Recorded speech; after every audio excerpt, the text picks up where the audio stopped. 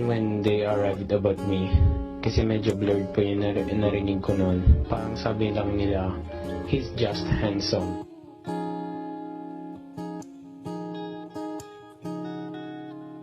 Matagal din nawalan ng gana.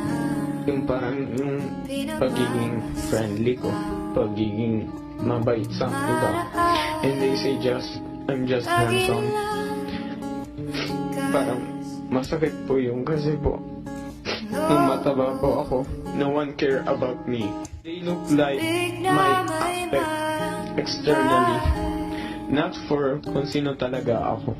Marco, una sa lahat gusto ko mag-thank you sa lahat-lahat ng love and care mo na pinakita mo sa akin yung sa ating mga kasama.